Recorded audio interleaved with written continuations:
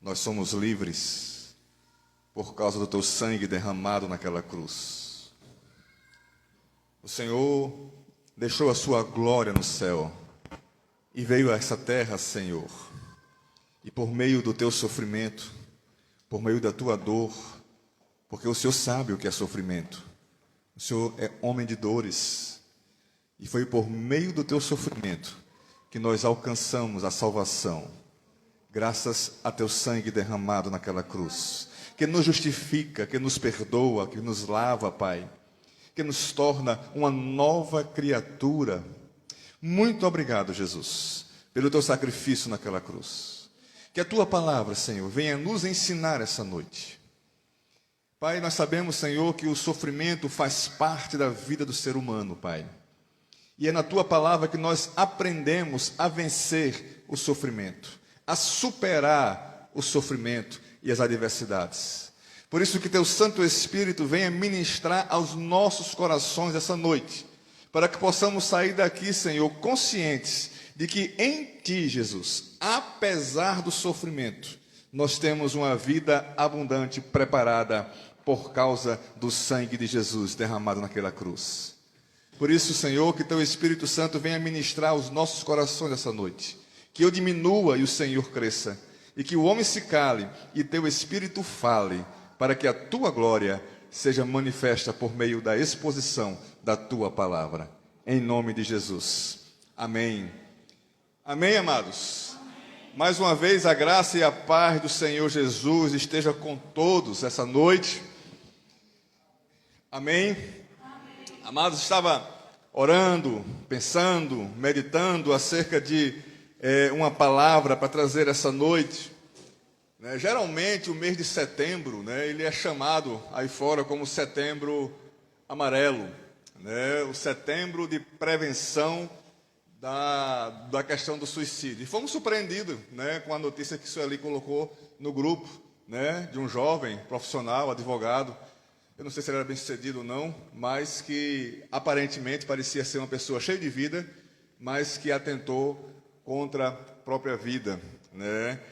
E pensando sobre essas coisas, sobre o sofrimento, eu comecei a estar pesquisando a respeito desse tema, sobre o sofrimento e a vida cristã. E eu vi uma mensagem que um tio meu pregou, o pastor Samuel Munguba. Ele pregou exatamente há 11 anos atrás. Eu achei interessante a data, 5 de setembro de 2010. Ele havia recém perdido um irmão, 2 semanas que ele havia enterrado um irmão, e ele pregou essa mensagem, e eu achei interessante. É claro que eu fiz estudei a mensagem, fiz uma adaptação e algumas inclusões, mas eu achei muito interessante a palavra pela qual ele trouxe nesse sermão, nessa palavra, nessa mensagem. Falou muito ao meu coração, e eu sei que vai falar muito ao coração da igreja, tirando proveito do sofrimento, porque infelizmente há pessoas que tiram a vida por causa do sofrimento, mas a palavra do Senhor nos ensina a tirar o proveito no sofrimento. Então não existe, nem existirá no mundo ninguém que não passe por sofrimento, que não enfrenta momentos de dificuldade, de lutas, que tenham sido atormentado ou afligido por algo opressivo, negativo, amedrontador, estarrecedor, entristecedor. Na maioria das vezes o sofrimento é real, não tenha dúvida disso. Mas há ocasiões em que os sofrimentos são criados por especulações. Há situações em que as pessoas acham que vão acontecer, ou por medo do que vai acontecer, elas sofrem antecipadamente por causa daquilo que não aconteceu e que muito provavelmente nem vai acontecer. Então, há sofrimentos realmente que são especulativos. Até ele conta a história de um amigo dele que era dentista lá no Crato, que a esposa, quando tinha uma contenda, uma briga, ela acordava de madrugada dizendo que estava passando mal, que levasse para o hospital, que ela estava passando mal, E ele acordava meio que assim, que foi? E ele disse, não, me leva no hospital que eu estou morrendo, Aí diz ele, que o dentista olhava para ele e disse, você está fazendo isso para me alegrar, Ou é porque realmente está passando mal, Mas o fato é que ele já conhecia, que não havia um sofrimento por nenhuma causa aparente. Muitas vezes são especulações, muitas vezes são medo de circunstâncias que causa nas pessoas um sofrimento antecipado. A isso, claro, a Bíblia chama de quê? De ansiedade. Né? A pessoa fica ansiosa com aquilo que não aconteceu. Mas essa noite eu queria levar a reflexão sobre esse fato. Primeiro ponto, pode colocar aí. O sofrimento é uma realidade e devemos encará-la como inevitável. Inevitável, né? Essa é aquela hora que ninguém diz amém, né? Porque ninguém quer isso para a sua vida, né? Mas é inevitável, vai acontecer. Eclesiastes capítulo 3, versículo 1 ao versículo 4. O texto está aí, você pode tomar nota e depois a gente vai poder ler junto, né? Diz assim: tudo tem o seu tempo determinado e há tempo para todo propósito debaixo do céu. Há tempo de nascer e tempo de morrer, tempo de plantar e tempo de arrancar o que se plantou. Tempo de matar e tempo de curar, tempo de derribar e tempo de edificar, tempo de chorar e tempo de rir, tempo de prantear e tempo de saltar de alegria, né? Tempo de saltar de alegria, né? Então, o sofrimento é algo que vai acontecer. A questão não é o sofrimento em si, mas qual é a nossa postura e a nossa reação diante do sofrimento. O próprio Jesus, ele sofreu. O sofrimento foi inevitável. Olha o que ele diz lá em Lucas 2,46. Pode passar? Pulei para Neemias. Na verdade, fui eu que pulei aqui no esboço, né? Estávamos estudando essa semana sobre o livro de Neemias, né? E é interessante que quando Neemias ele recebe a notícia da sua terra, de que havia sofrimento, de que havia que o povo estava padecendo em Jerusalém, depois dos 70 anos que havia acabado o exílio, e uma parte já havia regressado, né, com Esdras para Jerusalém, e a notícia que ele recebe não é muito boa. E lá em Neemias capítulo 1, diz isso aí, ó: disseram-me, os restantes que não foram levados para o exílio se acham lá na província. Então estão em grande miséria e desprezo. Os muros de Jerusalém estão derribados e as suas portas queimadas. Tendo eu ouvido essas palavras, assentei-me, chorei e lamentei por alguns dias. E estive jejuando e orando perante o Deus dos céus. Na live de oração, na semana passada, eu falei sobre esse texto. Quando a primeira reação é a reação humana, né? Na verdade, a forma como ele age quando recebe a notícia assentei-me, chorei e lamentei. Então, a atitude que ele teve diante da notícia foi uma atitude humana. Ele sentou, chorou e lamentou. Mas a reação que ele tem após receber a notícia, após ter chorado, lamentado, foi: estive jejuando e orando perante o Deus dos céus. Perceba que os verbos da reação, ele está numa posição pontual, uma ação que começou e terminou. Sentei, chorei e lamentei. Mas o verbo da reação, eles estão no gerúndio. É uma posição, uma ação que é continuada. Ele começou, mas ela não está pontuando o fim da ação. É uma ação continuada. Ele estive jejuando e orando. Porque a ação é normal, mas a reação devido ao sofrimento é que vai fazer toda a diferença em nossas vidas.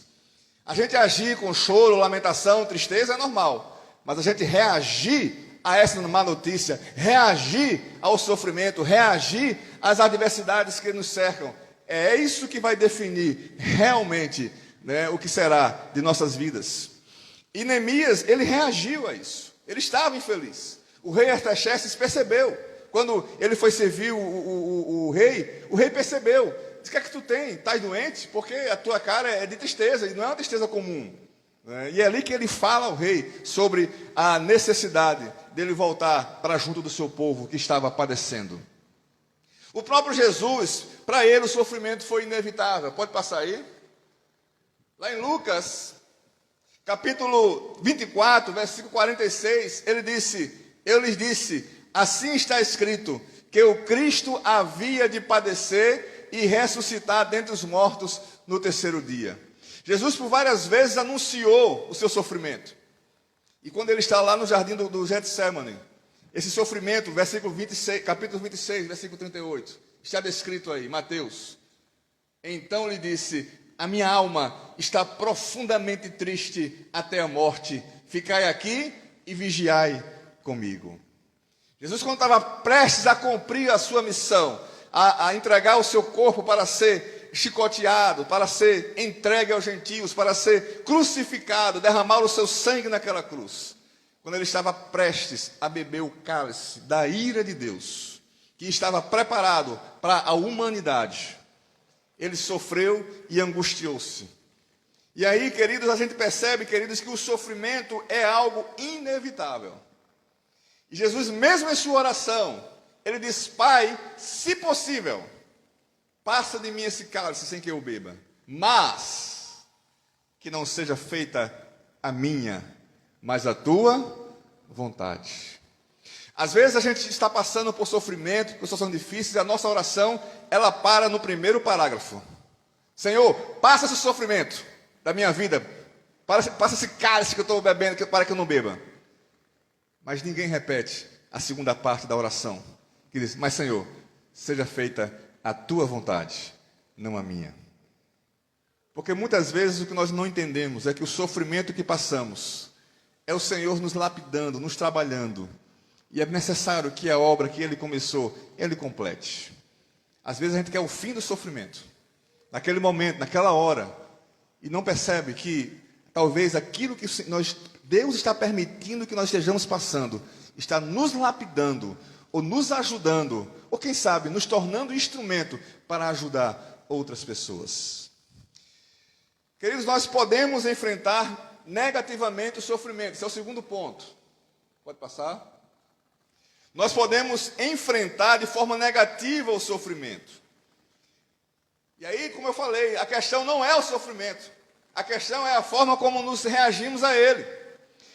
E há pessoas que reagem negativamente. Às vezes ficamos todo o tempo remoendo o sofrimento.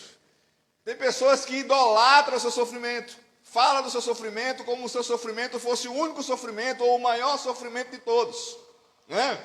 Aquela história quando a pessoa diz assim, olhe, quando a pessoa vai se abrir para alguém, dizer a sua história, seu problema, sua situação, ela olha, se eu for parar para contar a minha história para o carroceiro, até o burro vai chorar. Né? Porque a pessoa entende que o sofrimento dela é maior do que o dos outros. Então tem pessoas que idolatram, que agem de forma negativa, que ficam remoendo.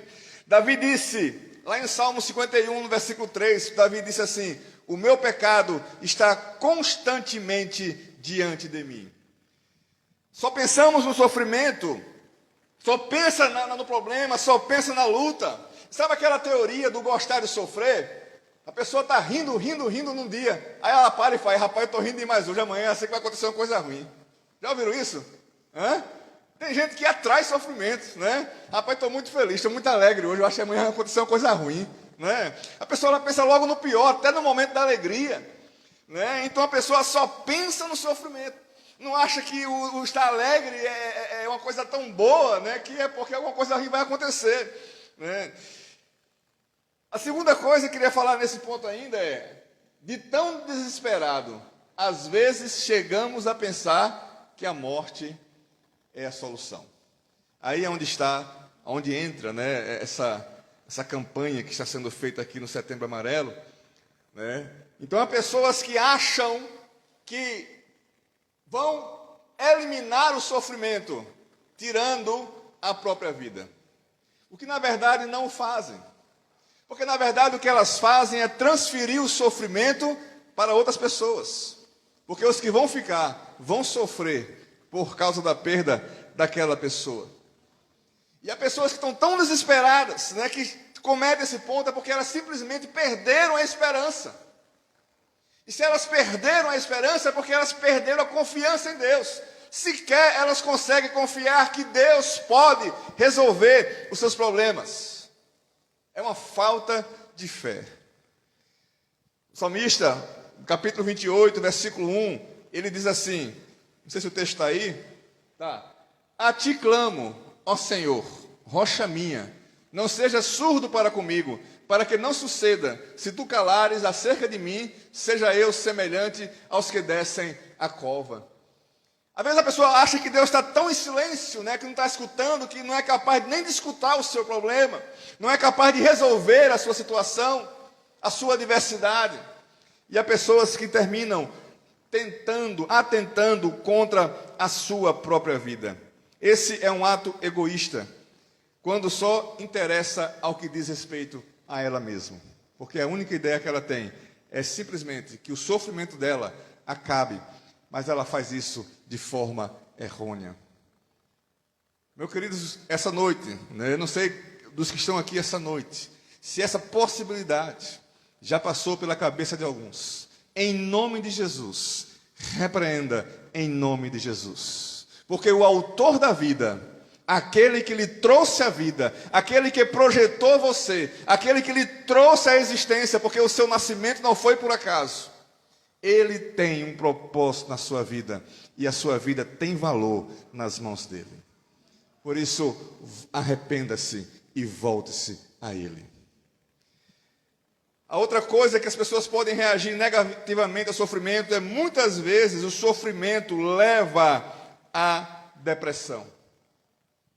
E aí você pode examinar bem e ver que, muitas vezes, essa depressão, esse sofrimento, é um sentimento de insatisfação, fruto de expectativas não alcançadas. A pessoa faz expectativa no casamento, a pessoa faz expectativa no trabalho, faz expectativa no curso, faz expectativa em tantas coisas. E aí, quando essa expectativa é frustrada, muitas pessoas entram em depressão. Às vezes é por causa do excesso de peso, às vezes é por causa porque não tem aquela forma que ela gostaria de ter, às vezes é porque não alcançou aqueles seguidores que elas queriam, né, nas redes sociais, porque agora tudo hoje em dia é rede social, é like, dislike, seguidores, né? E sei mais lá que linguagem tem lá na rede social, né? E aí muitas pessoas, queridos, estão entrando em depressão por expectativas que colocam em outras coisas ou pessoas. Aqueles que colocam expectativa no casamento e quando demora o casamento a sair, porque ainda estão solteiros ou solteiras, né?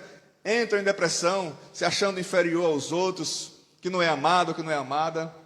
Sentimentos que são causados por expectativas não alcançadas. E há pessoas que entram em estado depressivo por conta dessas coisas. Ou seja, valoriza mais o sofrimento do que o Deus que pode resolver todas as coisas. Às vezes isso vem por uma visão distorcida do que realmente tem valor. As pessoas colocam valor nas coisas materiais, na posição social, numa conta bancária recheada. Mas a felicidade, ela não consiste nisso. Sofremos pelo que é necessário, mas não pelo que é essencial.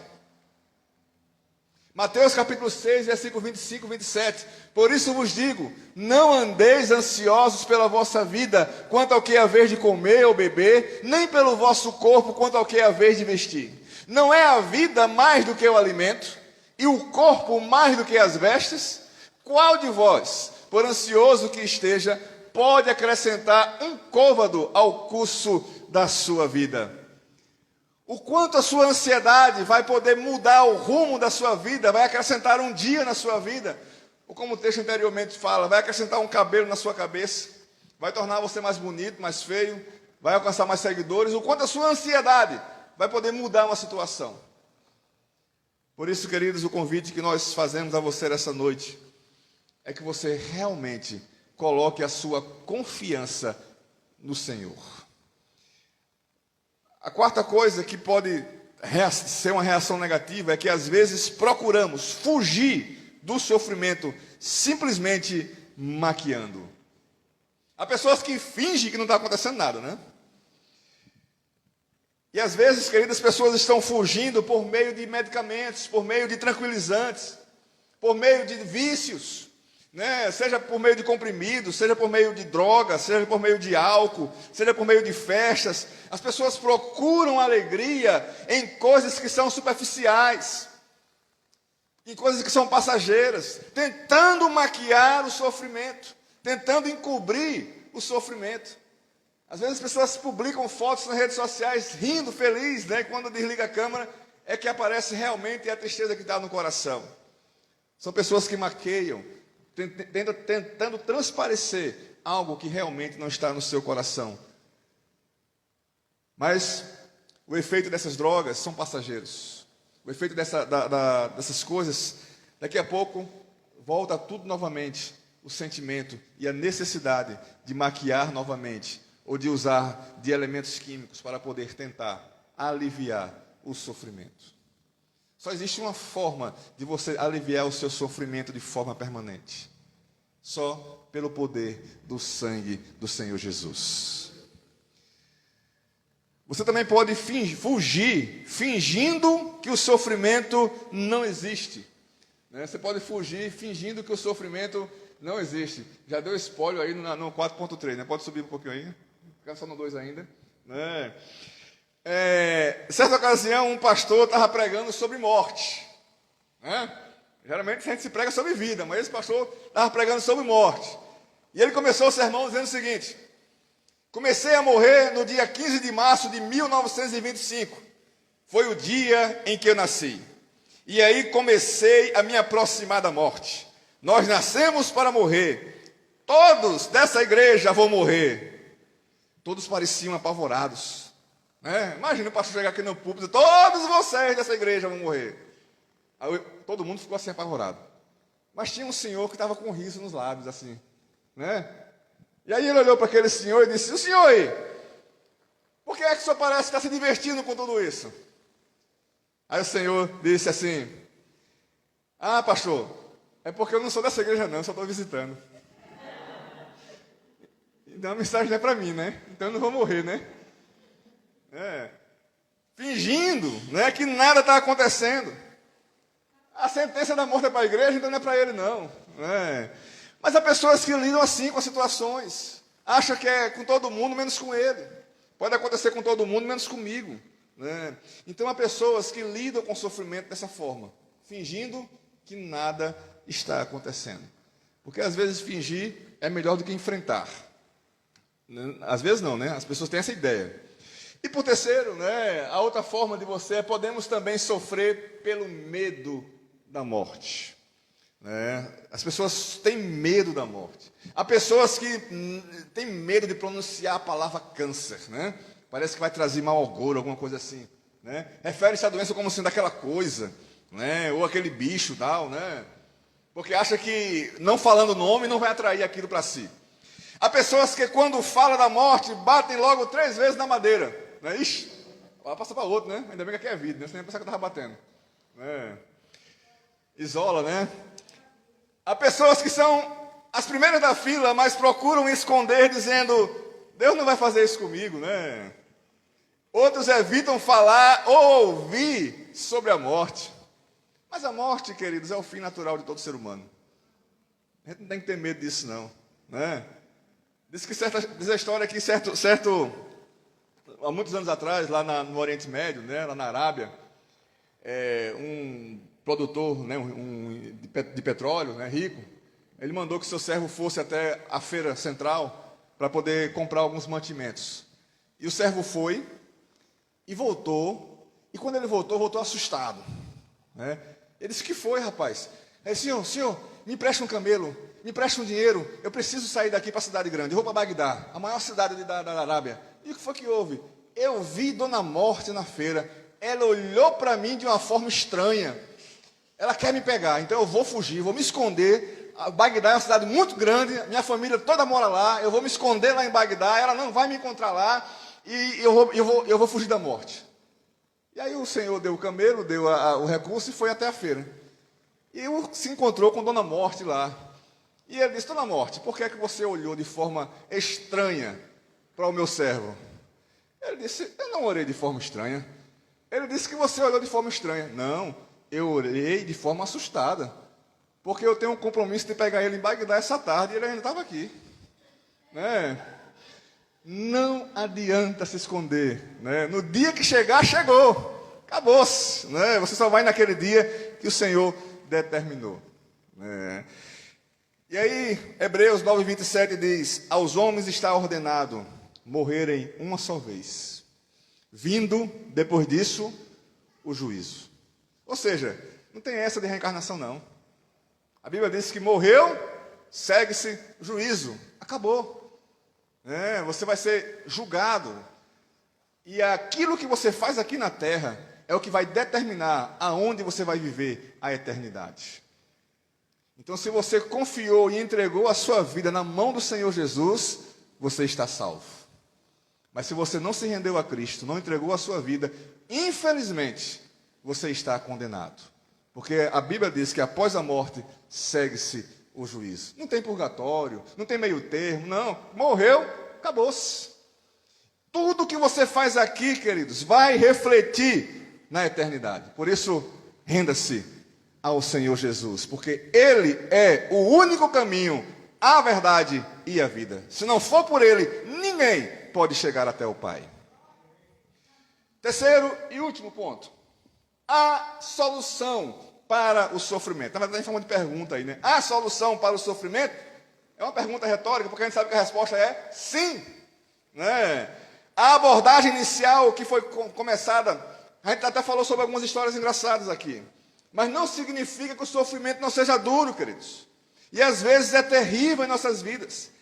Ela realmente é uma realidade inevitável. Primeiro, acontece também que Deus nos criou com condições e capacidade para vencer o sofrimento. Você notou isso? Gravou isso? Olha só, está aqui. Deus nos criou com condições e capacidade para vencer o sofrimento. Amém? Ele lhe fez capaz de vencer o sofrimento.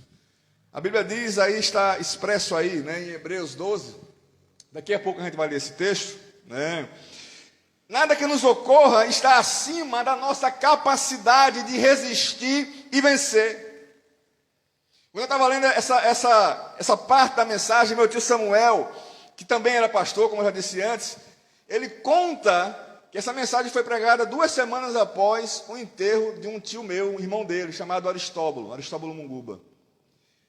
Em 2 anos, meu tio já havia enterrado o tio Silas, o irmão mais velho dele. O meu pai é o filho mais novo dos homens, e meu pai tem 78 anos, e é o mais novo. Quando o meu tio Silas estava na Segunda Guerra Mundial, meu pai nasceu. Então você imagina, a diferença de idade era de 20 anos entre papai e o Silas, o tio Silas. E aí nesse período na verdade de 1 ano, havia morrido meu tio Silas, havia morrido a esposa do meu tio Samuel, tia Nilza, e havia morrido o tio Aristóbulo. 3 em 1 ano, ele havia enterrado. E aí no culto fúnebre do tio Aristóbulo, um senhor chegou para ele, amigo de anos, e disse a ele: pastor, Deus está judiando muito com o senhor, É a 3ª morte em 1 ano. E a resposta dele foi: isso não me abate nem me revolta. O que vejo é o que Deus levou 3 pessoas, já na faixa dos 80, a quem Deus deu a bênção de uma vida longa, abençoada e abençoadora, coisa que nem todos conseguem. Deus não os castigou com a morte, Ele promoveu cada um para uma situação bem melhor. Eu dou graças a Deus pelas vidas de Silas, da Nilza e do Aristóbulo. Estou na fila, só não sei para quando. Cerca de 7 anos depois, foi que ele veio a falecer. Lúcido, uma semana antes dele ir, meu pai disse: eu quero ir lá tia Samuel visitar meu irmão. Eu disse: eu vou com o senhor, pai. E a gente foi. Eu, Adriana, pai e Sônia. Ainda conversando com ele, lúcido, um amor pela palavra de Deus. Ele tinha pregado a última sermão na igreja 1 semana antes, de cadeira de rodas, já não estava podendo andar, estava com 95 anos de idade. E morreu lúcido, glorificando a Deus. Então, em Hebreus 2, 14 e 15, visto, pois, que os filhos têm participação comum de carne e sangue, desses também ele igualmente participou, para que por sua morte destruísse aquele que tem poder da morte, a saber, o diabo, e livrasse todos que, pelo pavor da morte, estavam sujeitos à escravidão por toda a vida. Você não tem que ter medo da morte, porque Jesus destruiu as obras do diabo. Jesus destruiu. Hoje Satanás, o diabo, Beelzebul, como queira chamar, ele sequer tem a chave da sua própria casa, porque Jesus destruiu as obras do diabo. E justamente para que nos resgatar, para que você não mais tivesse medo da morte. Por quê? Porque você sabe para onde vai. Você sabe que quando morrer, você está salvo, você está em Cristo. Isso é o que a Bíblia afirma. Se você tem certeza da sua salvação, você tem certeza para onde vai quando vai morrer. Agora, quem não tem certeza da salvação, quando você pergunta, se você morresse hoje, você vai para onde? O que ela responde? Deus é quem sabe. Pode perguntar a qualquer pessoa fora, né, que não tem certeza da salvação. Rapaz, se tu morresse hoje, tu ia para onde? Não sei, Deus é quem sabe. Mas a Bíblia já determina. Quando você crê em Jesus Cristo, que você entrega a sua vida, se rende e tem certeza da sua salvação, a eternidade está preparada para você, perto do Pai Celestial. O paraíso, céu e inferno são realidades que existem. Quer as pessoas acreditem ou não, elas vão se deparar com essa realidade. A questão é, você está preparado para isso? Quem está preparado não tem medo da morte. Devemos encarar o sofrimento como um meio de nos tornarmos melhores. Acho que eu dei um pulo aqui no... Não, está certo. Né? Pode passar. Devemos encarar o sofrimento como um meio de tornarmos melhores. Né? Isso não significa que é o sofrimento que torna melhor ou pior. Mas é como eu disse, a diferença está naquilo que você faz com o sofrimento. Com as reações que você tem diante do sofrimento. É isso que vai determinar, né, o quanto você vai melhorar ou piorar. Se aproximar ou se afastar de Deus. Romanos 5, versículo 3 e versículo 4. Diz assim: e não somente isto, mas também nos gloriamos nas próprias tribulações, sabendo que a tribulação produz perseverança, e a perseverança experiência, e a experiência esperança. Qual foi a última vez que você viu um crente dando glória a Deus porque estava passando por tribulação? Talvez na canção de Lázaro Ramos, né? É Lázaro Ramos o nome dele? Vou passando pela prova, dando glória a Deus, né? Mas você vê um crente dizendo assim, oh, glória a Deus, estou passando por uma tribulação maravilhosa. Alguém já disse isso? Não? Já ouviu? Olha o que o apóstolo Paulo está dizendo. Nos gloriamos nas próprias tribulações, sabendo que a tribulação produz perseverança, e a perseverança experiência, e a experiência esperança. Né? Eu não vou fazer um apelo aqui no final do culto. Quem quer passar por uma tribulação boa, pode vir aqui à frente, porque eu sei que ninguém vem, né? Então, ninguém gosta, né, de coisa ruim. É claro que você fazer essa oração, quem quiser ser rico e próspero, vem um bocado de gente. Mas, queridos, é a tribulação, é a provação, é a adversidade. Aprendemos isso nos 40 dias com propósito. O sofrimento é uma escola que nos ensina a amadurecer, a crescer, a ser mais semelhantes a Cristo, porque Cristo foi homem de sofrimento. Ele sabe o que é sofrer. E aí há um escalonamento no nosso crescimento quando não perdemos o sofrimento e não permitimos que seja inútil, nós crescemos na nossa caminhada cristã e nesse processo de santificação. Nenhum sofrimento, nenhuma adversidade, ela é em vão. Nós precisamos aprender na adversidade a crescer. Sabe, quando eu ouvi aquela história, né, sobre a criação do velcro, né? Sabe o que é o velcro, né? Aquele negócio faz aquela zoadinha, né? Antigamente, quando eu era pequeno, tinha o tênis top de moda era os tênis com velcro, né? Deixar de amarrar cadastro, agora era só pregar um negocinho ali, estava resolvido. Disse que o cara saiu à noite preocupado, atribulado, cheio de provação na cabeça, e resolveu andar, para desaparecer. Andando, não sabia nem por onde estava andando. Daqui a pouco ele estava dentro do mato, andando. Aí ele parou. Quando ele parou, ele viu que a perna dele estava cheia de carrapicho. Né? Aí ele tirou o carrapicho assim, mas rapaz, esse negócio fura. Aí ele olhou o carrapicho, como é que esse negócio prega na minha roupa? Aí ele percebeu que o carrapicho tem uma espécie vou chamar assim, de um sistema, né, que gruda na roupa. Ele achou aquilo interessante, né? E ao invés de lamentar, reclamar, porque o negócio estava pregado na roupa, foi o que ele fez. Ele criou o velcro. A partir dessa experiência que ele teve, né, com os carrapichos. A próxima vez que você sair daqui na igreja que tiver carrapicho na perna, lembre-se disso, né? Tá assim, não tá? Né? Lembre-se disso, olha, o velcro foi disso aqui, é coisa interessante, né? Então, ao invés de olhar o lado negativo das coisas, comece a olhar os lados positivos. Aprenda aquilo que Deus está querendo ensinar a vocês. Olha o que ele diz aí, Romanos 12, 12. Vamos ler? Vamos junto nessa?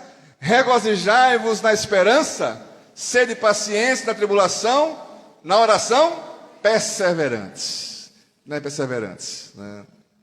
Terceiro, devemos mudar o foco dos nossos pensamentos de nós mesmos para ver que há pessoas que sofrem mais do que nós. O problema daquele que está sofrendo é que acha que seu sofrimento é o maior de todos. E aí quando alguém vai compartilhar o seu sofrimento, é aquela história do burro, né? Olha, pode parar por aí, porque se eu contar a minha história para o carroceiro, até o burro chora. Porque acha que o sofrimento é maior e não tem tempo para ouvir as aflições dos outros. 2 Coríntios, capítulo 1, versículo 3 e 4. Bendito seja o Deus e Pai do nosso Senhor Jesus Cristo, o Pai de misericórdias e Deus de toda consolação. É Ele que nos conforta em toda a nossa tribulação, para podermos consolar os que estiverem em qualquer angústia, com a consolação com que nós mesmos somos contemplados por Deus, né? Então a gente tem a capacidade também de confortar os outros, porque nós somos confortados por Deus. Amém? Diz a história que uma certa menina, ela caiu e se machucou no chão, né, uma criança, e aí ela foi até a sua mãe, correndo, e disse: mãe, sabe o que me aconteceu? A mãe estava muito ocupada com os afazeres dela, né, e disse: sim, filho, o que foi? Sequer olhou para ela. E a menina diz assim: mas você não está me escutando. E a mãe disse: estou sim, fale. E a menina disse: você não está me escutando com os olhos, nem olhou para mim, né? Quantas vezes nós temos agido indiferente acerca dos problemas dos outros, olhando apenas para nós mesmos? Me lembro de uma história que me contaram, que um certo menino estava tentando colocar o seu pai era deficiente físico, né, na cadeira de roda, desceu para o estacionamento para entrar no carro, e o pai caiu no chão e o menino não conseguiu levantar. Enquanto isso, estava saindo um rapaz novo, no seu carro novo, né, no seu carro esporte bonito, quem sabe não fosse uma Ferrari, uma Lamborghini, não sei. Fechou os vidros, ligou o som bem alto, curtindo o seu carro, e dirigindo no estacionamento, saindo com som alto e pensando só em si mesmo. E de repente, uma pedra, né, bateu no para-brisa do seu carro, tiraçou o vidro. E ele parou e viu o menino, revoltado. Você não tem... moleque, vem cá, você não sabe o que fazer não? Tá vendo meu carro aqui, que bacana, você quebrou, não sei o quê. E o rapaz disse: me desculpe, moço, mas eu gritei tanto e o senhor não me escutou. Meu pai está ali caído no chão, precisando de ajuda. Você pode me ajudar? E eu fiquei pensando nessa história, queridos. Vai ter situação em que o Senhor vai ter que jogar uma pedra para poder parar a gente, para a gente poder escutar as pessoas. Porque às vezes a gente está tão centrado nos nossos problemas que a gente não consegue parar para escutar o problema dos outros. E você pode ser um canal de Deus para orar e para abençoar outras vidas, outras pessoas. Por isso, não foque apenas nos seus problemas, nas suas lutas. Nessa semana botaram até uma imagem, né, no grupo mostrando o que é ajudar uns aos outros, né? 3 pessoas carregando acho que era uma cruz, né? E quando uma passa no buraco, os outros 2 estão segurando e a pessoa não cai. Oi? Foi Jesus colocou, não foi? Né? Exatamente isso. Lutas, tribulações, todos nós passamos, né? Então, quarto, devemos relembrar, para ir para o final aqui, devemos relembrar sempre as inúmeras bênçãos que Deus tem derramado sobre nossas vidas. Se Deus fez 99% e deixou de atender 1% As pessoas esquecem o que foi atendido e apenas reclama daquilo que não recebeu. Se concentra no 1% que não recebeu. Nós precisamos ser gratos ao Senhor. 1 Tessalonicenses 5,18. Vamos juntos? Em tudo dai graças, porque esta é a vontade de Deus em Cristo Jesus para convosco. Amém? Lamentações 3, 21 e 23. Quero trazer à memória o que me pode dar esperança. As misericórdias do Senhor são as causas de não sermos consumidos, porque as suas misericórdias não têm fim, renovam-se a cada manhã. Grande é a tua fidelidade. Quinto, entrega ao Senhor teu problema e confia que Ele pode solucionar. Lembra que nós estamos falando das soluções, certo? Tem mais uma além dessa. Entrega o teu problema e confia que Ele pode solucionar. Salmos 37, versículo 5. Entrega teu caminho ao Senhor, confia nele e o mais Ele fará. 1 Pedro 5, 7. Se você estivesse anotando aí, você ia ter um bocado de texto em casa para poder lembrar, né, das promessas que Deus tem para você. Amém, mano, né? Está vendo ali que ele está anotando. 1 Pedro 5, 7. Lançando sobre Ele toda a vossa ansiedade, porque Ele tem cuidado de vós. Salmos 41. Esperei confiantemente pelo Senhor, e Ele se inclinou para mim e me ouviu quando clamei por socorro. Por último, queridos, como você pode vencer o sofrimento? Sexto e último item. Para receber a ajuda divina, você precisa crer e confiar em Jesus Cristo. Ele é o transmissor do Evangelho de Deus, a boa nova da salvação. Ele esvaziou-se de si mesmo, dos seus poderes. Ele sofreu como qualquer um de nós. Olha o que diz lá em Filipenses 2, 6 e 7. Pois ele, subsistindo em forma de Deus, não julgou como usurpação o ser igual a Deus. Antes a si mesmo se esvaziou, assumindo a forma de servo, tornando-se em semelhança de homens e reconhecido em figura humana. Deixou a glória, veio à terra como homem, sofreu como homem. E por isso, Ele pode nos dizer o que está lá em Mateus 11, 28. Vinde a mim, todos os que estáis cansados e sobrecarregados, e eu vos aliviarei. Ou o que está lá em João 14, 7.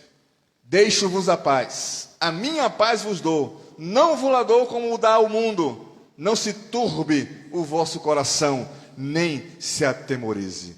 A paz que o mundo dá e oferece é passageira, mas a paz que o Senhor dá, ela é eterna.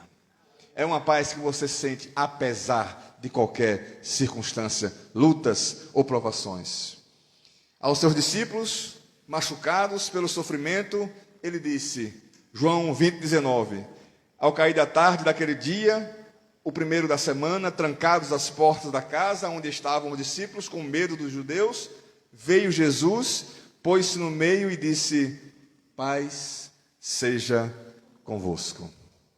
É isso que Deus está falando a você essa noite. A paz que excede todo entendimento. Como é que eu alcanço essa paz, pastor?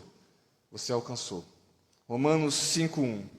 Justificados, pois, mediante a fé, temos paz com Deus, por meio do nosso Senhor Jesus Cristo. Em paz com Deus, nós estaremos em paz conosco mesmos. Olha o que diz Filipenses 4:7. E a paz de Deus, que excede todo o entendimento, guardará o vosso coração e a vossa mente em Cristo Jesus. Paz não quer dizer ausência de problemas, de lutas, de dificuldades.